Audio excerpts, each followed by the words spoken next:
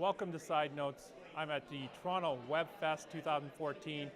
Please enjoy the interviews. Thank you so much. I'm here with a digital entrepreneur, Dominik. Thank you so much, Dominik, for your time. Absolutely, thank you. Hi, nice to be here. I'm excited to be in Toronto for the first time. I'm born and raised in Germany, moved to LA in 2007, and here we are in Canada. I'm really excited. My first time. And I was just told I have to eat poutine, so all you Canadians probably know what that is. I will learn later. You have a web series yourself that you've done in the past. You talk a little bit about that and how you branded it with a massive, there's a company out there that you've branded it with. Right, it's IKEA, and basically the way it happened was that Ileana Douglas had a show called Supermarket of the Stars on the Sundance Channel, and IKEA actually happened to see that show, their agency, and they reached out and said, hey, you know what, can we do this on the floor of IKEA?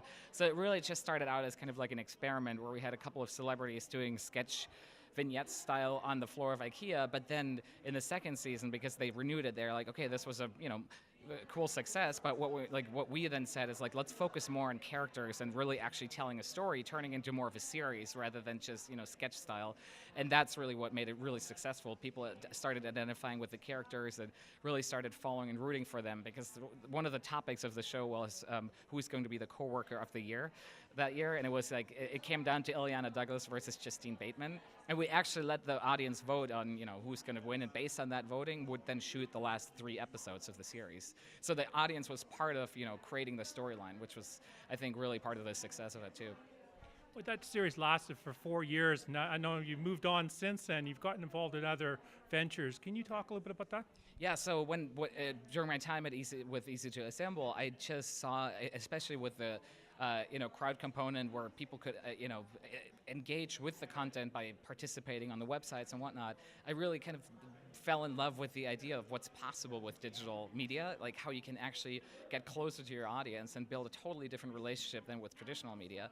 So based on that, I started my company, United Motion Entertainment, and with that, ever since we've been building different business models, both purely digital, then some really reaching across different platforms, and with the ultimate goal of really figuring out the formula between incubating content online and building audiences that then can expand to traditional media, so you can build quicker, more transmedia properties. And you were involved with a panel just a couple minutes ago here at the Webfest in Toronto, talked about courting branding. Yes.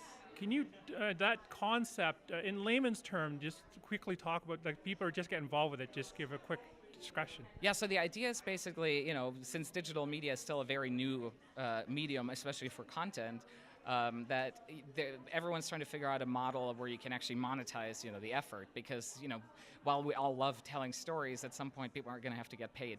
So, especially the crew and everyone, the creators, and working with advertisers has become, I want to say, the number one way of really making money from the efforts online.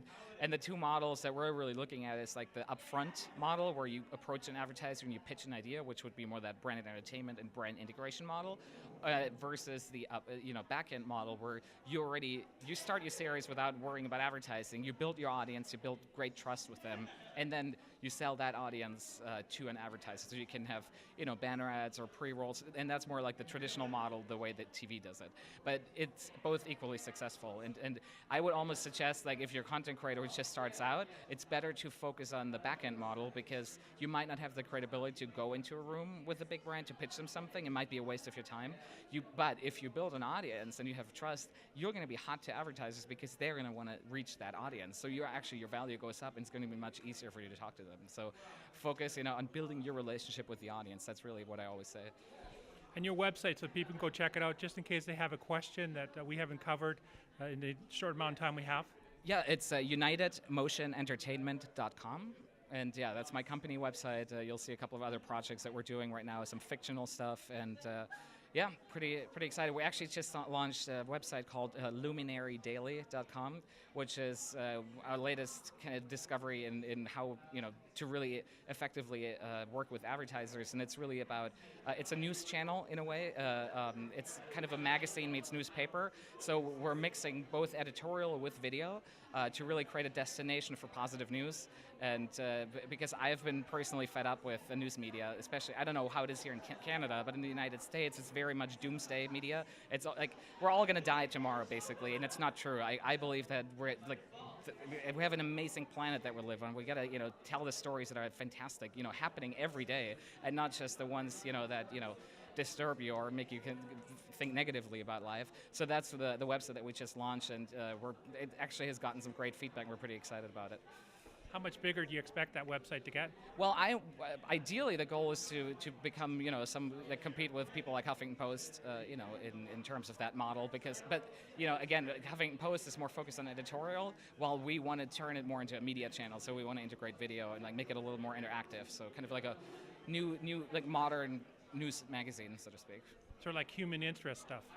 Well, human interest, but also politics. Like we're covering entertainment, politics, human interest, even scientific discoveries. Like really just a fascination for life and the planet, but not in a non-profit way, but more in a mainstream, what's happening every day. Let's tell those stories, including politics, because there is some amazing politicians out there who we don't have to be cynical about, who actually truly do want to make a change, and those need to be, in my opinion, are just as important to be covered as the ones that we're cynical about. So. Well, if you take a look at the internet right now compared to a couple of years ago, how much further do you feel the internet's going to grow, not only in our daily life, but basically when we're looking towards it for education, for entertainment, for TV? How much bigger is it going to get? Well, I think the internet, in terms of size, I think mobile is going to play a huge role in reaching people with the internet. But I think in terms of bigger and more in a philosophical sense and sociological sense, I think if you think about already how much it's changing the way of politicians doing campaigns, I think is incredibly fascinating. I think a good example of that was when we had our presidential campaign in the U.S. in 2012, and Mitt Romney made that slip, and he made the comment about the 1% that he doesn't really, about the what was it, 30 or 40%, I don't have the right numbers now, but the 30 or 40% of middle class and lower class that he doesn't really care about, that's not the ones that he's after. And that someone was in the audience, recorded on their phone, put that online, it went viral. And it really, I think that was one of the major reasons that destroyed his campaign, because he came off as insincere.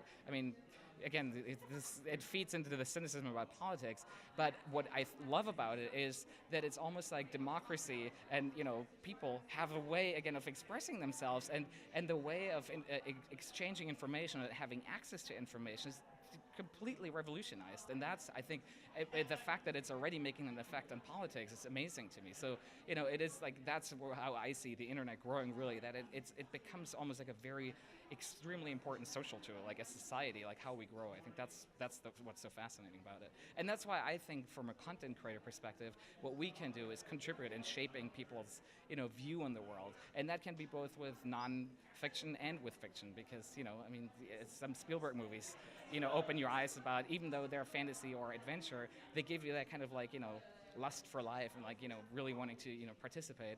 So I believe in the strength of storytelling, and especially via digital media.